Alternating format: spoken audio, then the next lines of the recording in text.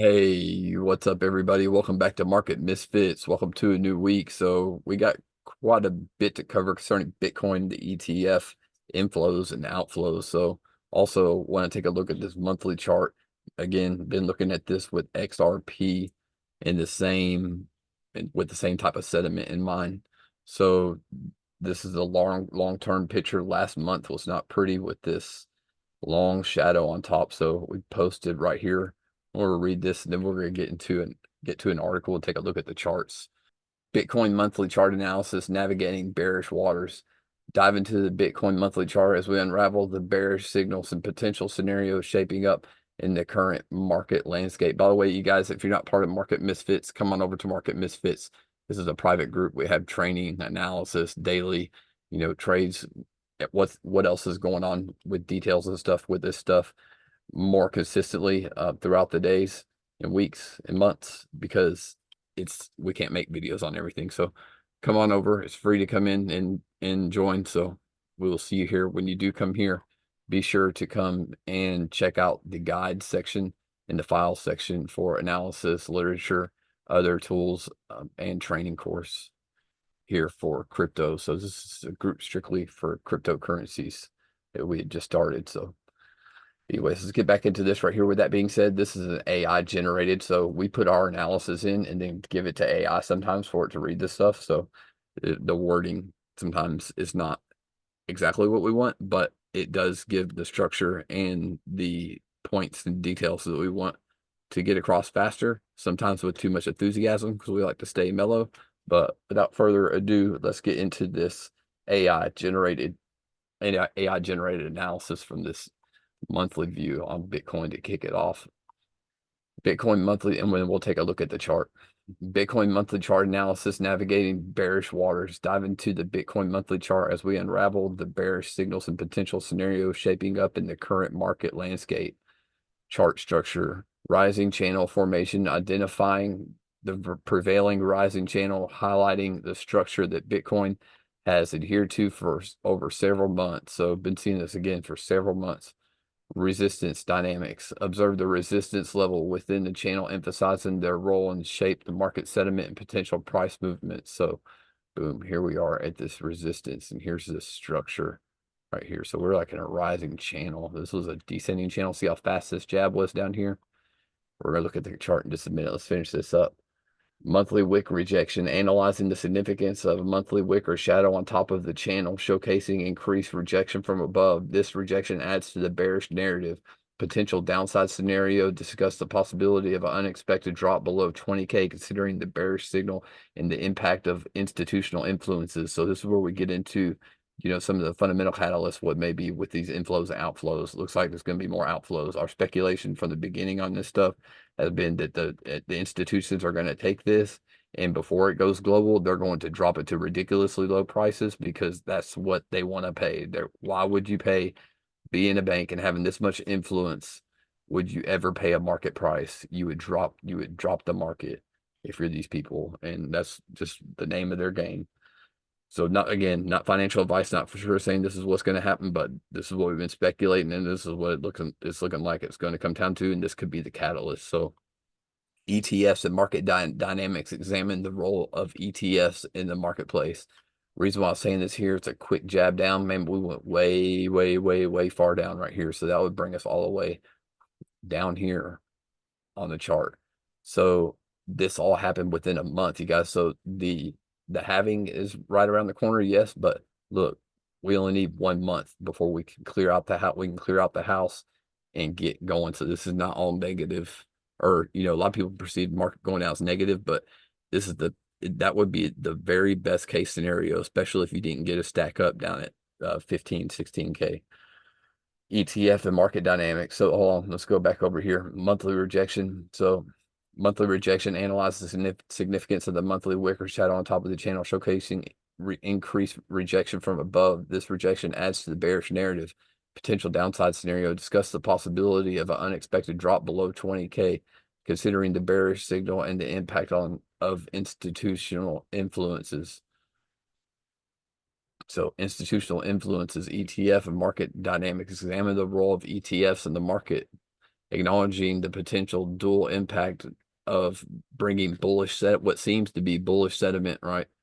Bullish sentiment, and providing institutions with the power to influence. So this AI comes up with some of this stuff and connects the dots by itself, so when it comes up with stuff like this, just I gotta kind of do it like everything, just take it with an open mind, because I did not, put it in these words, and sometimes the details that it spits out are, its own. They're not ours, but they stem from ours. But anyway, so it's interesting to say the least. Institutional strategies: consider the strategic role institutions might play in manipulating prices and how this could impact the overall market condition.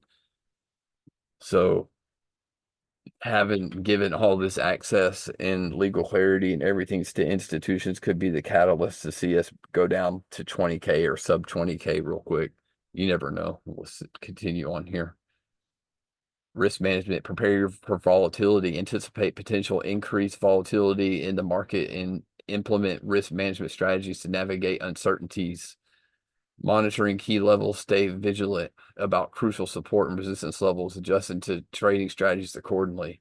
Market sentiment, community sentiment: gauge the sentiment with the crypto community regarding the potential bearish scenario of an institutional influence. We're going to take a look at some of that in just a second.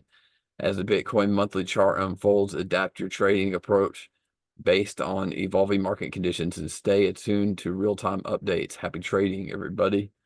So let's take a look at the chart real quick, and we'll look at the live chart in just a second. But this is a descending channel. Okay, this is a consolidation, and look, there's really not anything different about this. We have this wick at the very, for buyers, the very worst place that it could be, at the intersection of this weekly resistance, where this was manipulation. I remember this on the daily time frame, not going to go into it, on the way down in the bear market. Everyone thought the bottom was in right here. This was manipulation. So here we are at the same level. We have a really long wick right here. This is more bearish because the shadow overtakes this one. Weekly resistance, and we're at a weekly resistance trend to boot that. So, again, given these, but you see this 1 month, okay, 1 month, and then the market freaking took off. So looking at the difference between this is these are black and white candles. This right here, what? All white. And these are some very big candles. But anyway, so if anything, you guys should be excited to have the opportunity to possibly load up, because if institutions start dumping this stuff and they want to buy the market, there is no telling where that they would stop. So I want to take a look here at this right here. So I just want to give an idea of the sentiment of what's happening, what people are thinking about this. Let's step back and ask ourselves how the next 30 days could play out. A lot of people are fearing a dip, but I want to lay out the bullish scenario. So, a lot of people are bearish. So if you are bearish, I'm curious to hear. So a lot of people obviously speculating bearish momentum coming, so, and so it's good to come up here and to get a match with. You got to be careful though at the same time. Then see, it looks like GBTC will be bleeding for a few more weeks. A lot of people are anticipating this. Okay, so this helps contribute. This is just one source. I'm not going to go through all the sources, but let's go through and read on this inflow and outflow from Bitcoin, ETF, Grayscale, Fidelity, and BlackRock. So here we are. BlackRock Bitcoin ETF overtakes Grayscale's GBTC in trading volume. BlackRock's Bitcoin exchange traded fund, IBIT, has surpassed Grayscale's converted BTC product, GBTC, in volume for the first time since trading commenced on January 11th. BlackRock's IBIT became the first first Bitcoin spot exchange traded fund ETF to overtake Grayscale's converted BTC product, GBTC, in terms of daily volume. According to data, BlackRock's IBIT recorded 303 304 basically million in trading volume from yesterday, while Grayscale saw only. So subtle differences, but they kind of been going back and forth. Other notable funds list include Fidelity's FBTC, which came in third at 171 million worth of volume. So they're not really being really specific on inflows and outflows, but I wanted to come down here real quick and just look at this. So Grayscale's dominance in the Bitcoin ETF market declines. So it bears mentioning. So are they dropping this? Are they dropping this to be funny or what? Let us know what you think in the comments. It's kind of funny, but who knows? It bears mentioning that Grayscale GBTC has led other Bitcoin funds in both assets under management and daily volume. So they're just using volume. They're saying volume. They're not really saying like if it's inflow, outflow. But look, so this is as far as I'm gotten this, and this is what I'm kind of thinking right here. GBT's enormous volume mostly came from the outflows. Okay, so it's telling us the outflows as Grayscale investors were seen diverting their profits. So they're both talking about outflows, both talking about profits to other providers. The outflows reflected in the huge amounts of Bitcoin moved from Grayscale to San Francisco-based exchange Coinbase. Okay, so if they just moved the Bitcoin, then it would still be on the blockchain, and it wouldn't affect, hypothetically speaking, it wouldn't affect the price movement. But they said profits by diverting their profits. Okay, are you going to hold profits in Bitcoin, or are you going to cash them out? So since January 11th, Grayscale has moved hundreds of millions of dollars worth of Bitcoin to the exchange. However, the outflow from GBTC reduced significantly the past few days. This is a couple of days ago, guys. It's been a couple of days. Interesting. BlackRock and Fidelity funds led in inflow on February the 1st. BlackRock's IBIT registered at 163 million inflows. Fidelity added 35 million. Okay, not going to go into a whole lot of details on these numbers right here, but I wanted to bring this up because I wanted to see get some like better idea like of what's going on. Why are we looking at a potential? Let's look at the Bitcoin chart first. Why are we looking at a freaking Bitcoin chart on a monthly coming down to 9K? Well, if banks want it that way, and a lot of people can say and think whatever they want, but let's just look at this real quick to silence any of that. So in this 1 month right here, because if it's happened before you guys, and it happened right before this, so this is a spring right before this, then why wouldn't they do something like this similar if there's about to be world adoption? Okay, so we have negative 59.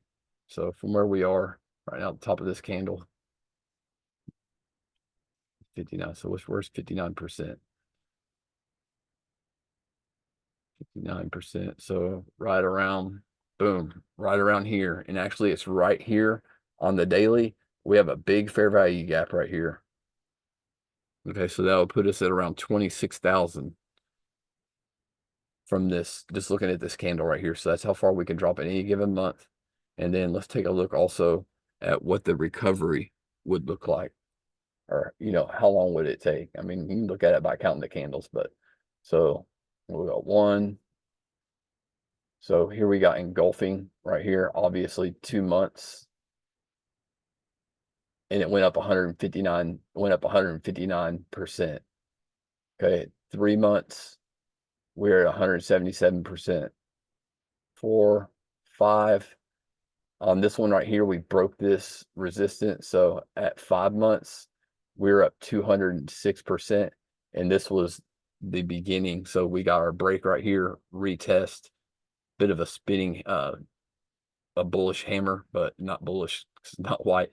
But this was the last retest after the break of structure. Boom. And then from here, let's take a look. So 5 months. And then up to the top, we have 664% in about a year, so about a year and a half. And so that's lining up pretty closely to the halving date. 1 month to kick down, and then we got, all those months to recover. Let's take a closer look though on the smaller time frame. So we're going to zoom in on Bitcoin, where we just now broke out of an equidistant on the 1 hour, equidistant triangle. So things are looking really bullish. We had this inverse head and shoulders. Here was our setup. It didn't quite make it to our target, our last target. But let's put the inverse head and shoulders on here. I'm gonna clear this stuff out. Boom, boom. Let's do it like this actually. There you go. Here.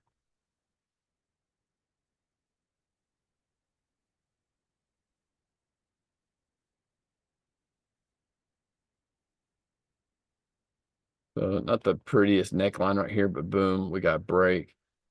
Big stab down retest. But this is not really played out. So on the flip side of things, now we're looking at, it looks like maybe the opposite. So this would technically be a head and shoulders pattern by definition. So for those of you that are new, a head and shoulders pattern is a reversal pattern. And it's just simply, you have a high in an uptrend, it's a head and shoulders. When it's upside down, it's inverse head and shoulders. So it's showing, okay, so we had a high, a higher high, a higher high, and then we had a lower high. We came down, we did not mark another high up here. So we didn't go here and go up. Whoops. So this did not happen. So instead, we got a lower high down here. Now, this thing's getting pretty close to playing out. If it does, might join the Bearish Club for a minute. We'll have to wait and see because we're looking at what it's coming down to is we could be looking at the beginning of the very first stages, or pretty close to the first stages of the sediment entirely changing in the market, because we've been kind of like not a crossroads, but like a midway point with the market. And now that we're seeing these outflows, people are starting to panic. I'm starting to get excited. If Bitcoin goes down to, if it drops $10,000, fantastic. If it drops $30,000, amazing. That would be amazing. A lot of people say that's not possible, but we just looked at the charts, and I look at these charts, been looking at these charts for a minute. And so I was in oil when it went to negative. We were in oil when it went to negative territory. So to say Bitcoin can't drop 30,000 or shed 75% of its value before world adoption, that's not wise to say so. I would plan for it, even if you don't believe in it, just in case, so that you're ready, because it could be an opportunity of a lifetime. A lot of people will see this as bad, like, oh hell, why is the market going down, this and that? But if you have that kind of mindset, then you're not going to win, plain and simple. You have to redirect how you think and what you believe. I mean, it's common sense. Do I want to buy lower, or do I want to buy higher? Would I like to see more time down to stack, or am I wanting to get money as fast as I can, because to fulfill like what I want right here, right now, when that can be delayed gratification and it help you further in the long run. Again, not financial advice. We're just looking at opportunities here, potential like major opportunities. If we get a ginormous drop or something, then that would be like the most amazing opportunity, depending on where it is. So anyways, if you're watching this, and I don't think it's going to be like I'm not saying that it's going to happen, so don't sell anything. So we're talking about it again, but I'm not saying it's going to happen. I'm saying if it does, like, that's what gets me excited. That's what gets me excited. So be looking for a break here on Bitcoin on the hour. Really be looking for a break of this support here. So we got a 1 hour support. Let's take a look at XRP, looking for a break right here at around 42. So we break down into 40, like to 42,000 flat. I'm looking at this support. The bottom of this support is at 41,837 on the hour. So just to get past these wicks right here, I want to see price break down out of here. So candle body breached past this area. But let's take a look at the XRP versus Bitcoin chart. You know, there's some things cooking over here too, or it seems like they could be. So we have our setup here. Was looking for this. It was looking really bullish at the time. Didn't happen. That's, you know, fantastic. Here we are. Excuse me. Here we are down lower. It looks like we kind of have our setup here. Again, for those of you that are new, we're trading the breakout and the breakout retest of coming from a Wyckoff style of trading. So after accumulation, spring, and we have a simplified version of it, you guys, in the training course.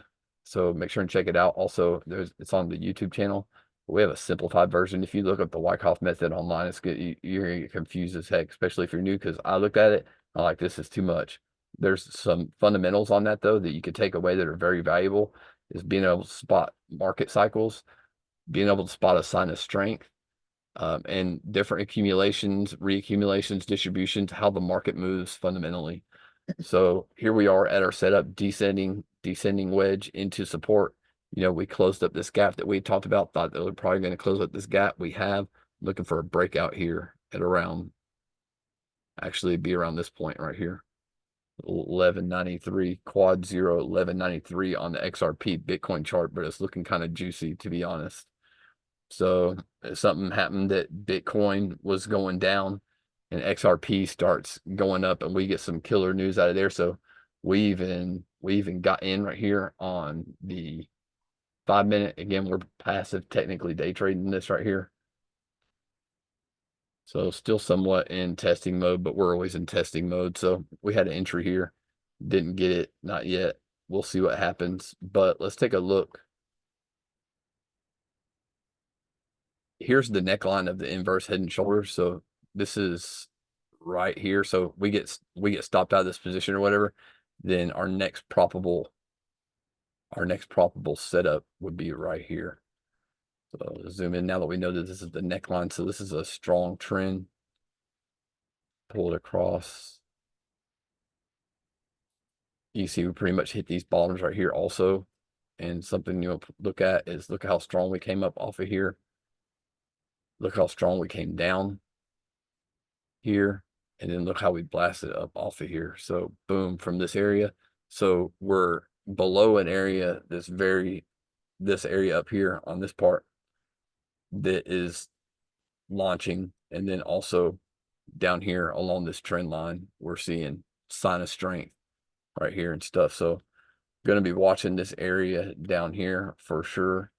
We had the RSI indicator out earlier to get divergence on our smaller time frame. It was actually on a 3 minute. It gave us a signal.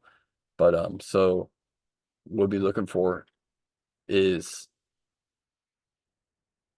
maybe like something like this, like we stop hunt this. But if the Bitcoin scenario plays out, either way, if the Bitcoin scenario plays out and XRP starts moving on its own, we get something happen with XRP, and XRP happens to start being the one come up out of this, or if there is one, you know what I'm saying, then gonna definitely be loading up on some leverage over here. If we do come down here, that's where we'll be looking on XRP. Let's take a look at DXY real quick and see where that's at. So we also had some really good dollar news last week. And so wanted to check this out because like we had really good dollar news. So we have broken this resistance. And so again, for those of you that are new, dollar up, cryptos are usually going to go down. Now, when the speculations are high and the and the fundamentals are high within the cryptocurrency market, like for the ETFs. Bitcoin and the dollar, there wasn't as much, I'm not gonna say any, there wasn't as much influence because the Bitcoin ETF speculation was taken over. But since this happened, also with the dollar, this is something else that's adding to our bearish conviction. We continue to see good dollar news this week, and I'm not going to get into those charts. I just wanted to take a quick look at that. The NASDAQ this trade actually did fairly well here. So we got to pass the first target here on the NASDAQ. So coming down off the all-time high. Let's take a look at gold real fast.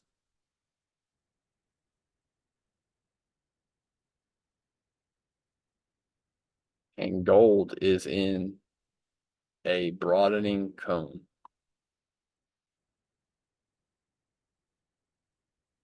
Kind of see this formation here. So it's ascending a little bit, but not really planning on trading it or anything right now. See where it is on the 4-hour. But actually, we are going to be trading it. So we're going to the funded trader to get funding. So that's another reason why I wanted to look at these markets. We're on top of the support with gold. So we're going to be putting our strategies to a prop firm to see how they hold with the prop firm. But anyways, you guys, that's going to do it for now. And if you have any questions or anything, just reach out and holler. Make sure and come over to Market Misfits and join our group. Everything's free. There's no gimmicks, no tricks, no salespeople, no pitching or anything like that. We do have premium services available, but they're never pushed or pressed on anybody ever. So feel free to come on over. It'd be great to have you as part of the team. And we will holler at y'all later. See ya.